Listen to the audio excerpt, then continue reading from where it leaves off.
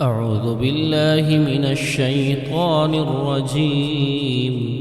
بسم الله الرحمن الرحيم. ياسين والقرآن الحكيم إنك لمن المرسلين على صراط مستقيم. تنزيل العزيز الرحيم لتنذر قوما ما أنذر آباؤهم فهم غافلون. لقد حق القول على أكثرهم فهم لا يؤمنون.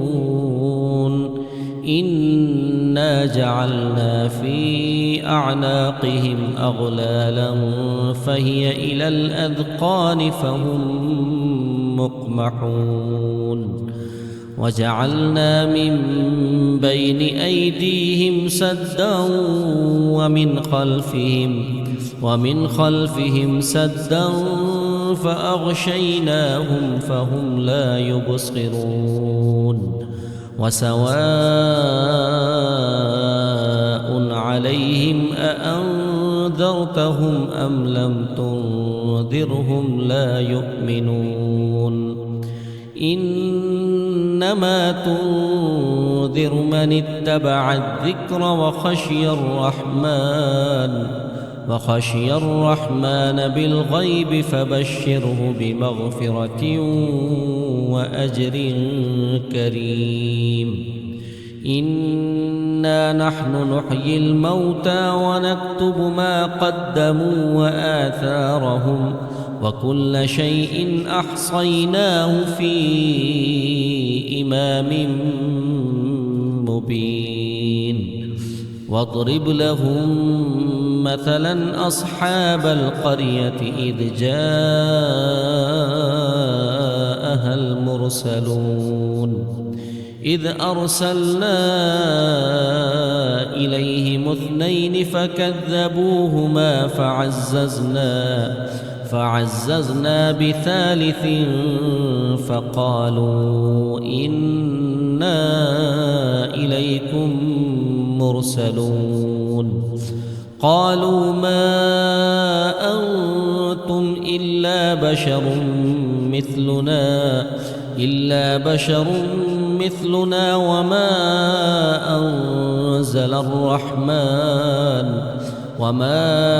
أنزل الرحمن من شيء إن أنتم إلا تكذبون. قالوا ربنا يعلم إنا إليكم لمرسلون وما علينا إلا البلاغ المبين. قالوا إنا تطيرنا بكم لئن لم تنتهوا لنرجمنكم وليمسنكم منا عذاب أليم. قالوا طائركم معكم أئن ذكرتم بل أنتم قوم مسرفون. وجاء من أقصى المدينة رجل يسعى قال يا قوم اتبعوا المرسلين اتبعوا من لا يسألكم أجرا وهم مهتدون. وما لي لا أعبد الذي فطرني وإليه ترجعون. أأتخذ من دونه آلهة إن يردني الرحمن بضر لا تغن عني شفاعتهم شيئا ولا ينقذون. إني إذا لفي ضلال مبين. إني آمنت بربكم فاسمعون قيل ادخل الجنة قال يا ليت قومي يعلمون بما غفر لي ربي وجعلني من المكرمين وما أنزلنا على قومه من بعده من جند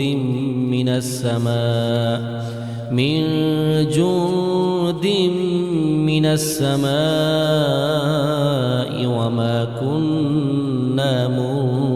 منزلين إن كانت إلا صيحة واحدة فإذا هم خامدون يا حسرة على العباد ما يأتيهم من رسول إلا كانوا به يستهزئون ألم يروا كم أهلكنا قبلهم من القرون أنهم إليهم لا يرجعون وإن كل لما جميع لدينا محضرون وآية لهم الأرض الميتة أحييناها وأخرجنا منها حبا فمنه يأكلون وجعلنا فيها جنات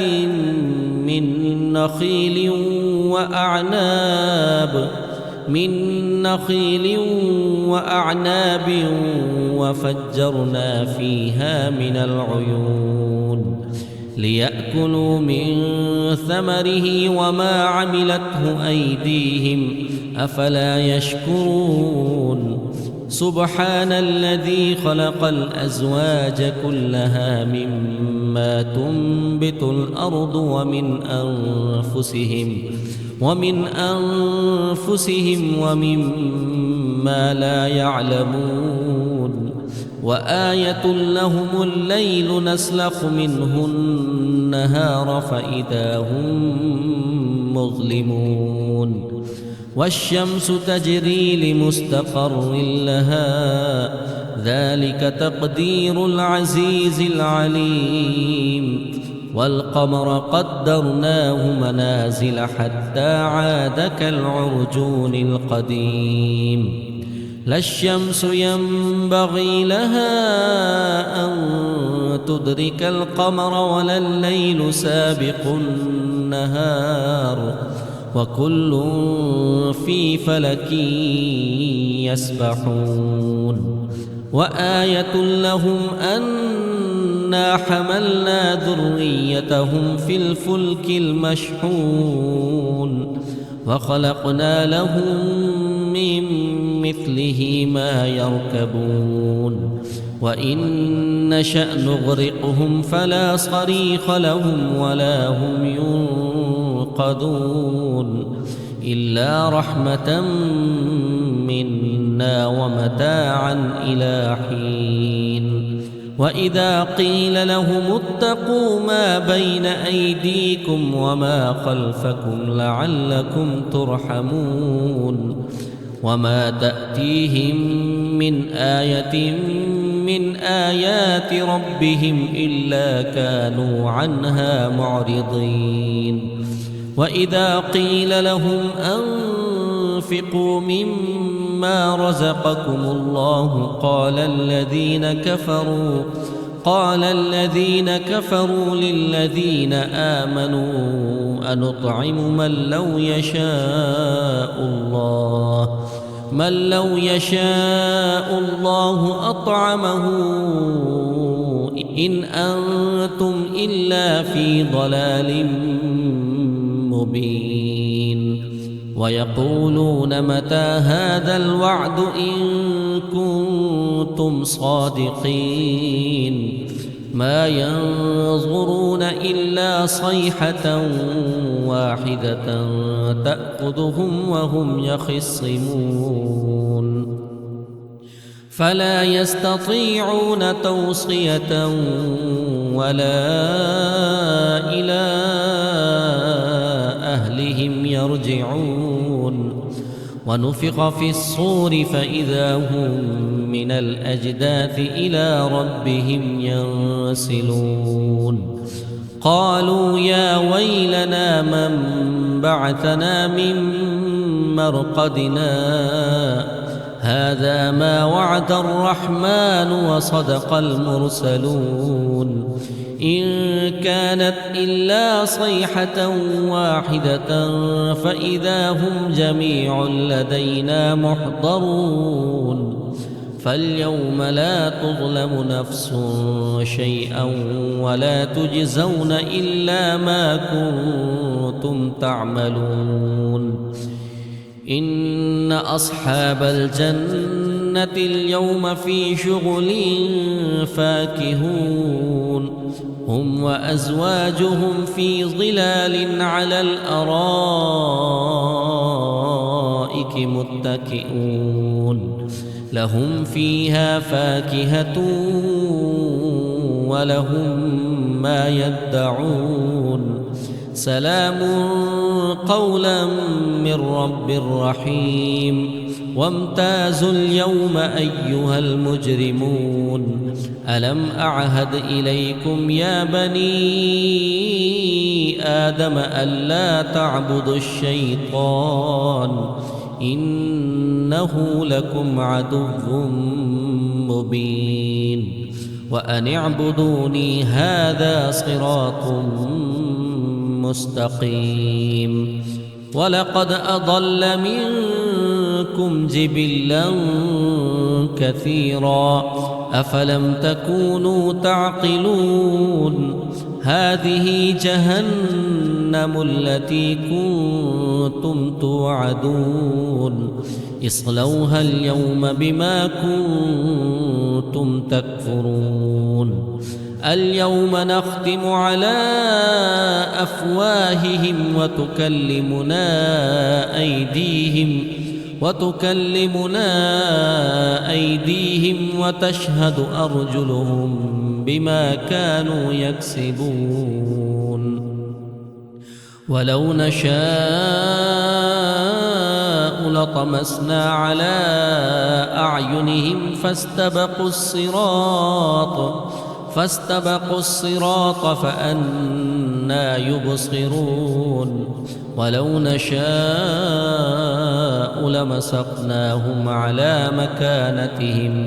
على مكانتهم فما استطاعوا مضيا ولا يرجعون ومن نعمره ننكسه في الخلق أفلا يعقلون وما علمناه الشعر وما ينبغي له إن هو إلا ذكر وقرآن مبين لينذر من كان حيا ويحق القول على الكافرين أولم يروا أنا خلقنا لهم مما عملت أيدينا أنعاما فهم لها مالكون وذللناها لهم فمنها ركوبهم ومنها يأكلون ولهم فيها منافع ومشارب أفلا يشكرون واتخذوا من دون الله آلهة لعلهم ينصرون لا يستطيعون نصرهم وهم لهم جند محضرون فلا يحزنك قولهم إنا نعلم ما يسرون وما يعلنون أولم ير الإنسان أنا خلقناه من نطفة فإذا هو خصيم مبين وضرب لنا مثلا ونسي خلقه قال من يحيي العظام وهي رميم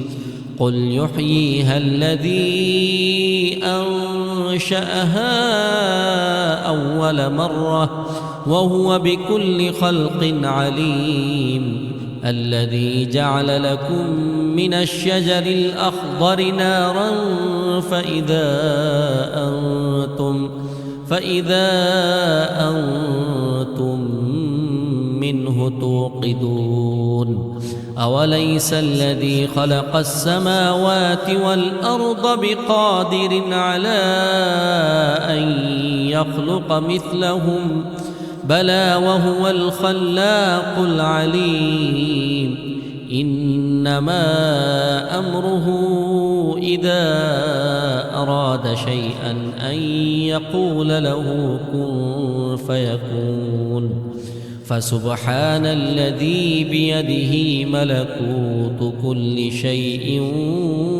وإليه ترجعون.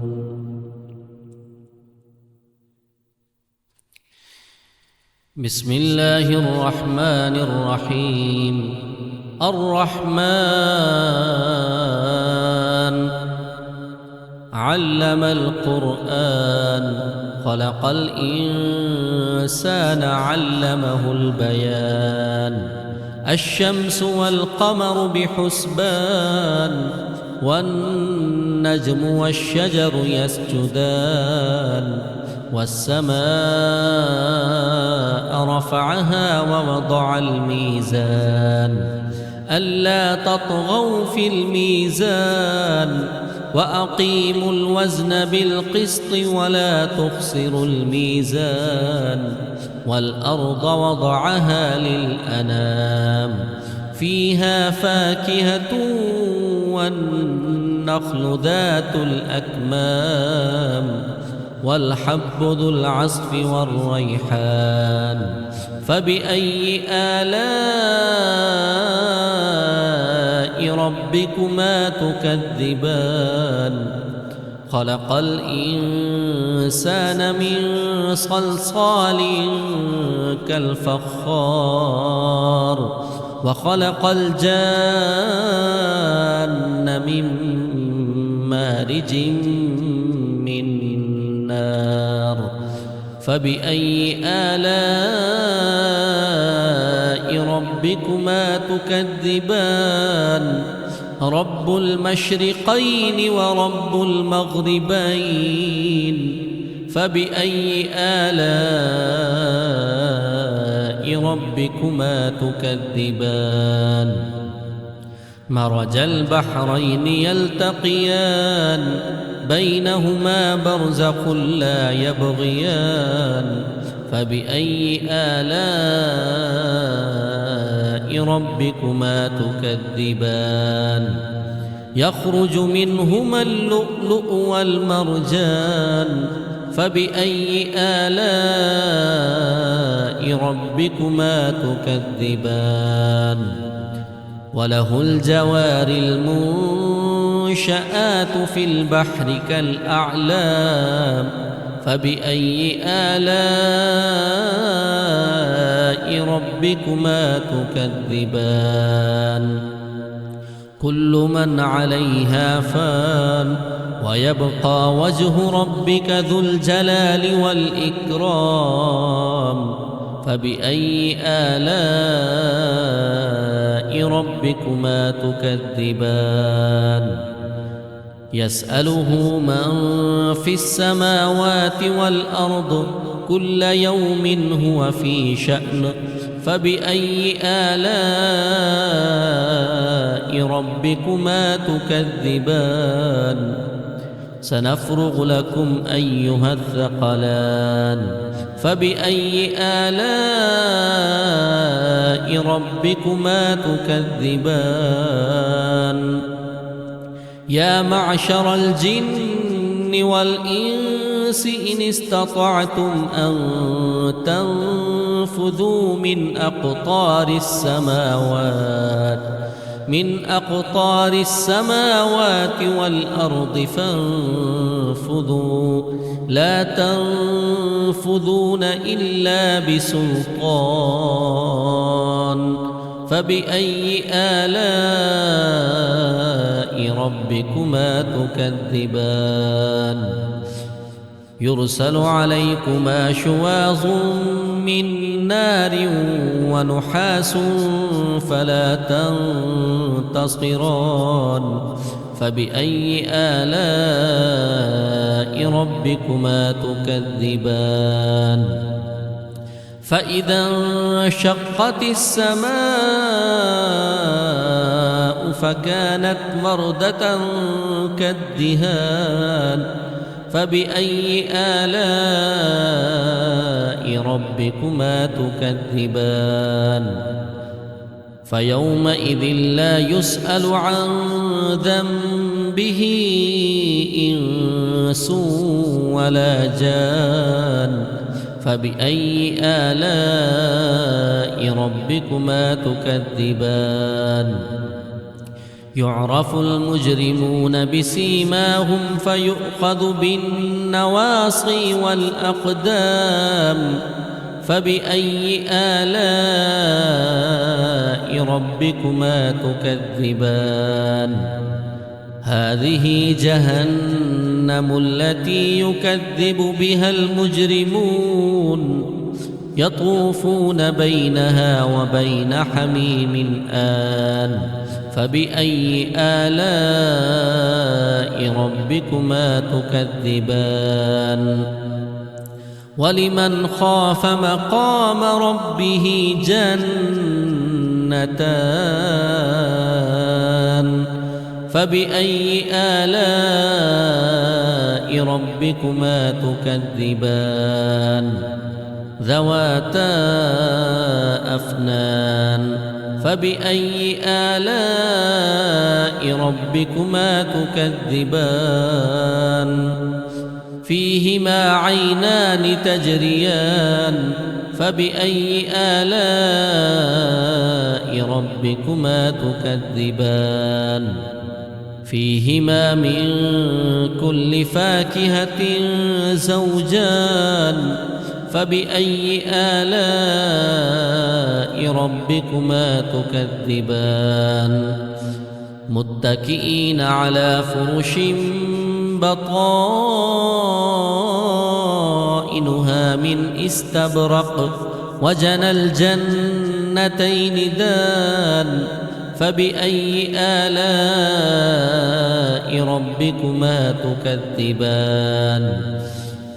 فيهن قاصرات الطرف لم يطمثهن إنس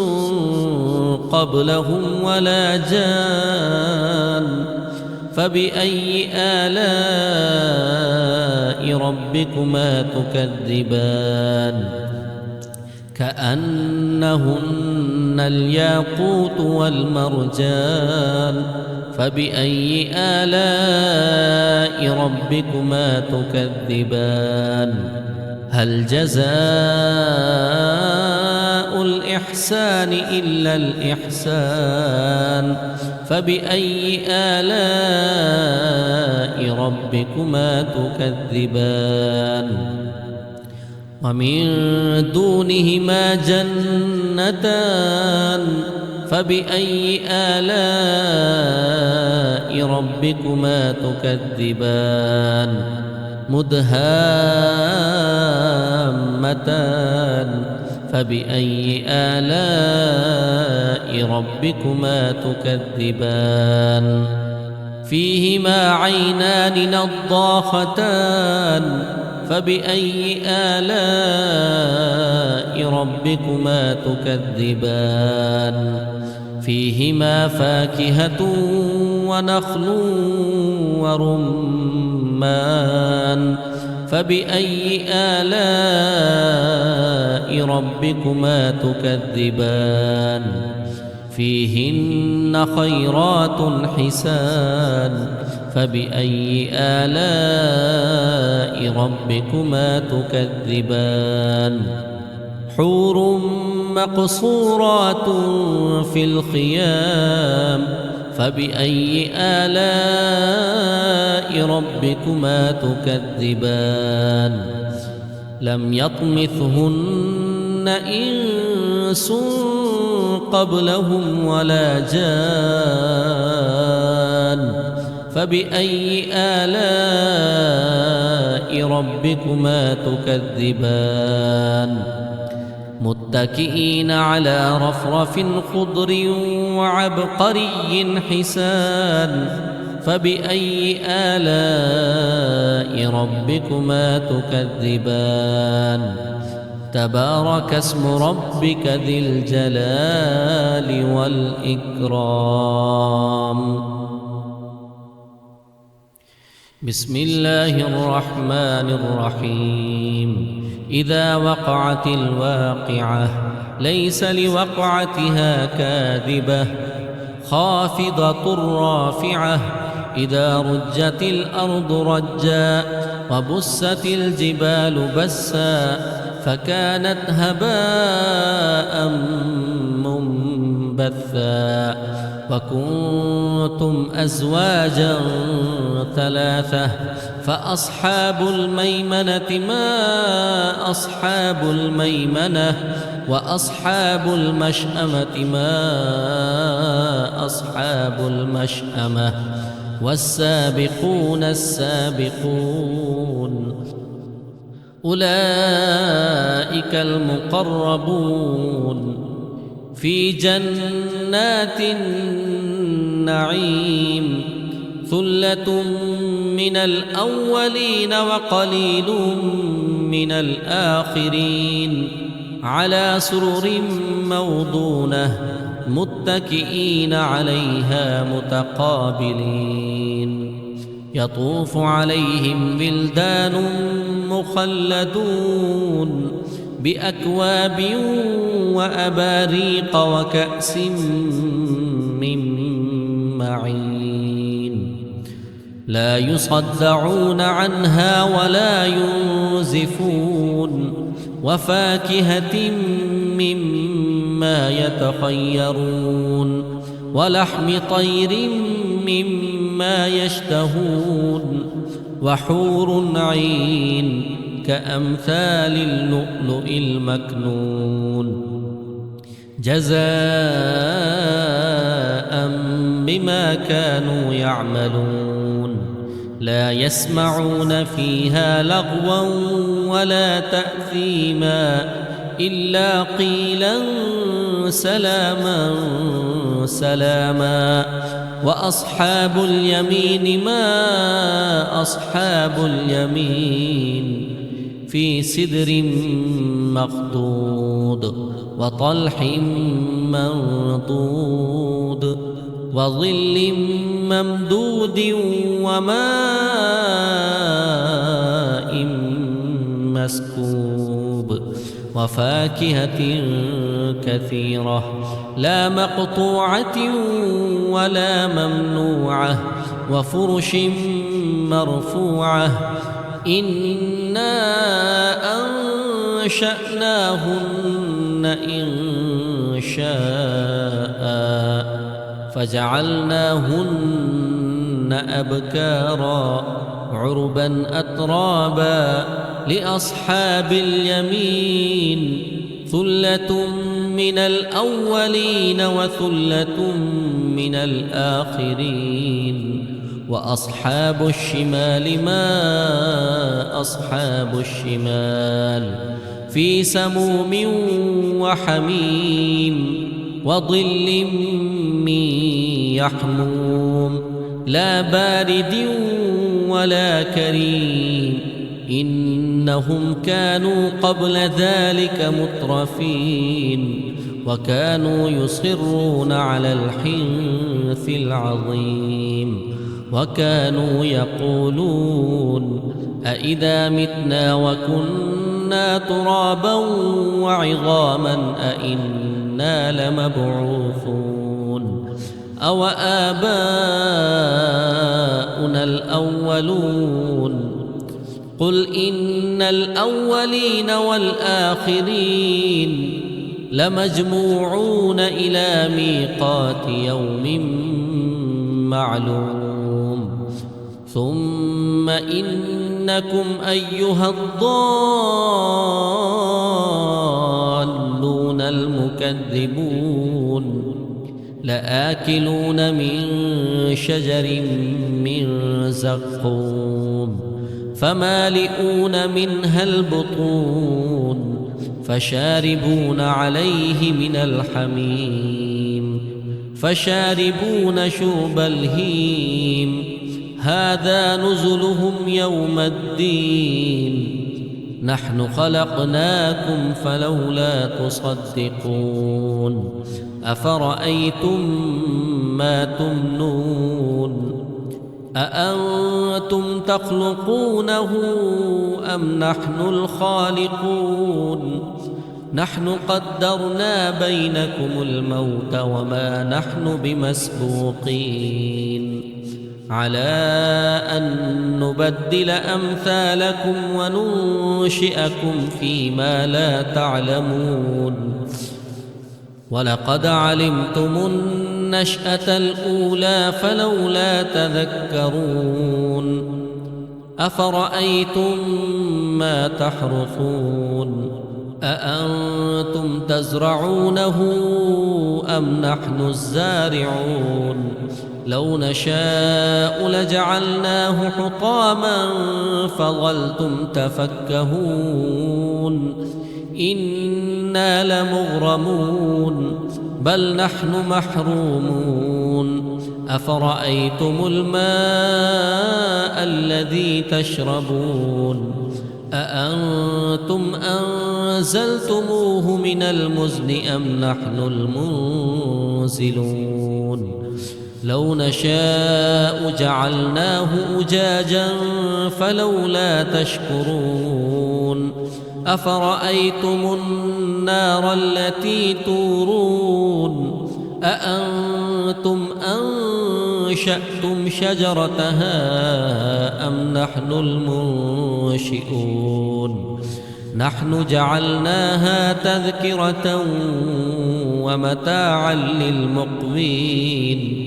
فسبح باسم ربك العظيم فلا أقسم بمواقع النجوم وإنه لقسم لو تعلمون عظيم إنه لقرآن كريم في كتاب مكنون لا يمسه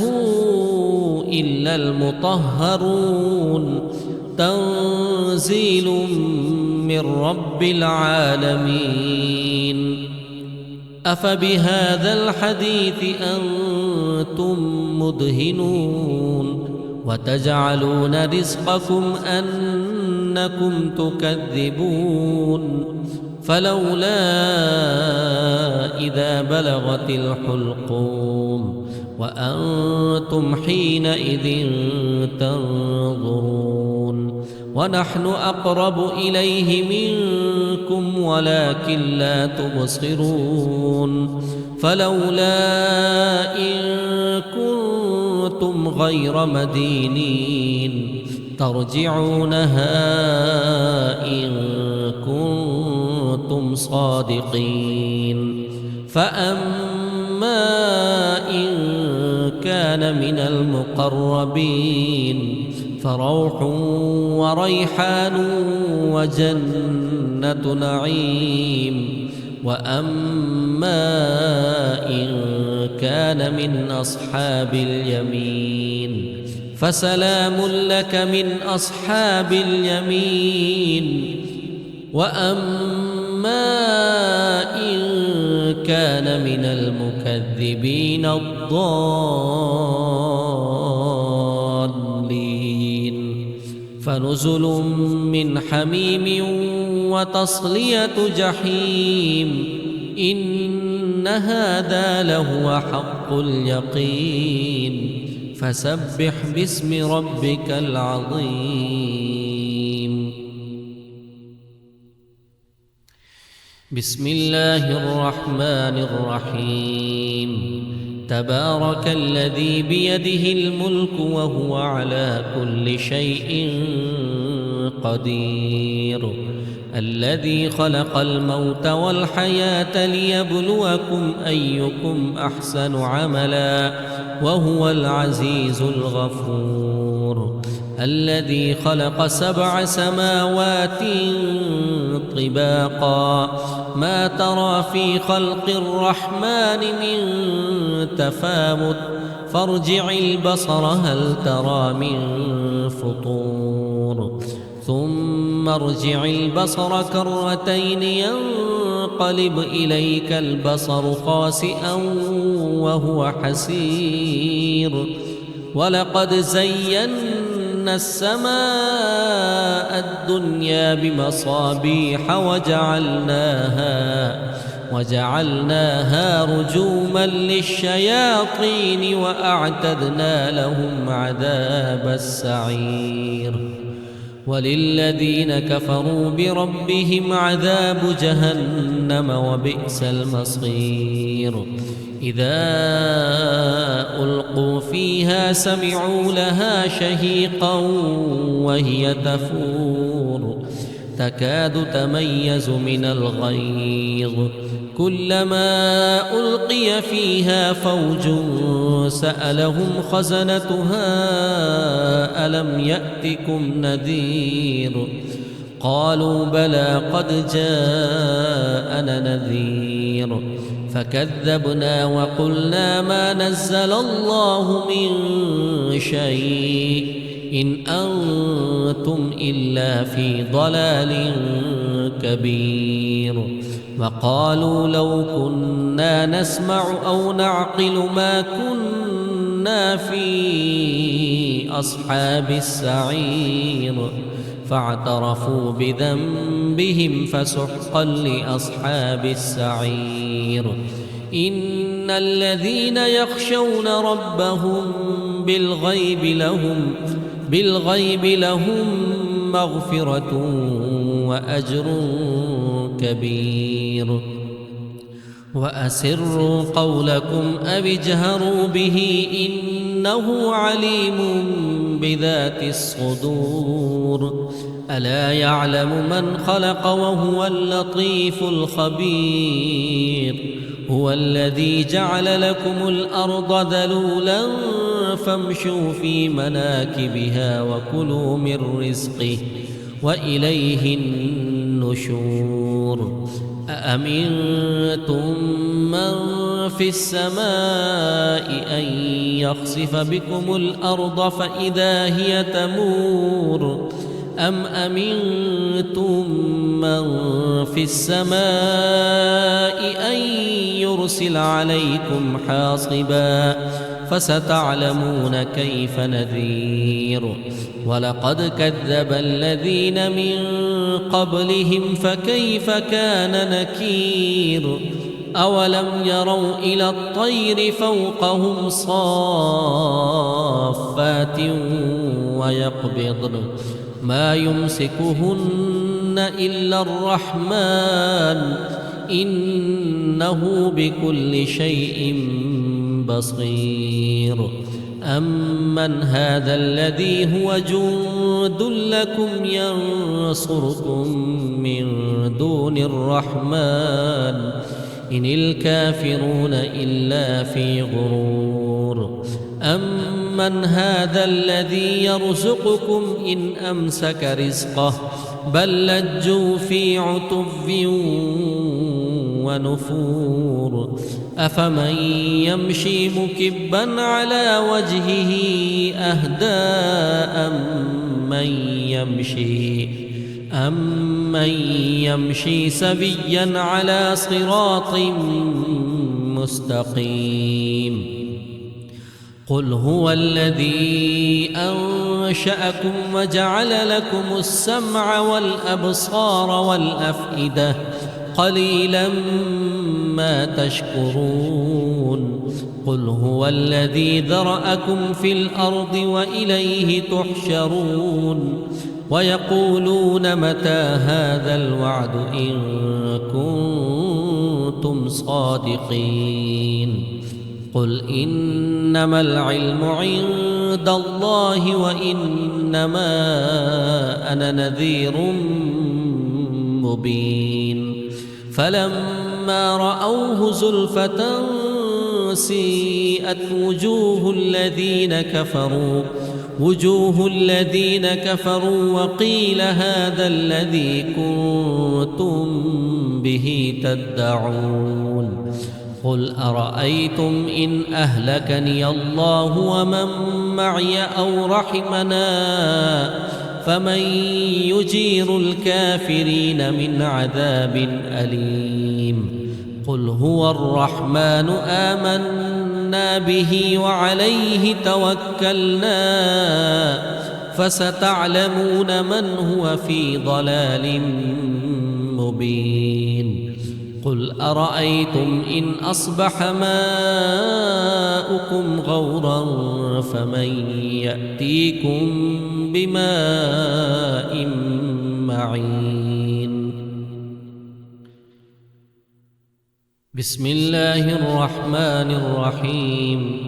يا أيها المزمل قم الليل إلا قليلا نصفه أو انقص منه قليلا أو زد عليه ورتل القرآن ترتيلا إنا سنلقي عليك قولا ثقيلا إن ناشئة الليل هي أشد وطئا وأقوم قيلا إن لك في النهار سبحا طويلا واذكر اسم ربك وتبتل إليه تبتيلا رب المشرق والمغرب لا إله إلا هو فاتخذه وكيلا واصبر على ما يقولون واهجرهم هجرا جميلا وذرني والمكذبين أولي النعمة ومهلهم قليلا إن لدينا أنكالا وجحيما وطعاما ذا غصة وعذابا أليما يوم ترجف الأرض والجبال وكانت الجبال كثيبا مهيلا إنا أرسلنا إليكم رسولا شاهدا عليكم كما أرسلنا إلى فرعون رسولا فعصى فرعون الرسول فأخذناه أخذا وبيلا فكيف تتقون إن كفرتم يوما يجعل البلدان شيبا السماء منفطر به كان وعده مفعولا إن هذه تذكرة فمن شاء اتخذ إلى ربه سبيلا إن ربك يعلم أنك تقوم أدنى من ثلثي الليل ونصفه وثلثه وطائفة من الذين معك والله يقدر الليل والنهار علم أن لن تحصوه فتاب عليكم فاقرؤوا ما تيسر من القرآن علم أن سيكون منكم مرضى وآخرون يضربون في الأرض يبتغون من فضل الله وآخرون يقاتلون في سبيل الله فاقرؤوا ما تيسر منه وأقيموا الصلاة وآتوا الزكاة وأقرضوا الله قرضا حسنا وما تقدموا لأنفسكم من خير تجدوه عند الله هو خيرا وأعظم أجرا واستغفروا الله إن الله غفور رحيم.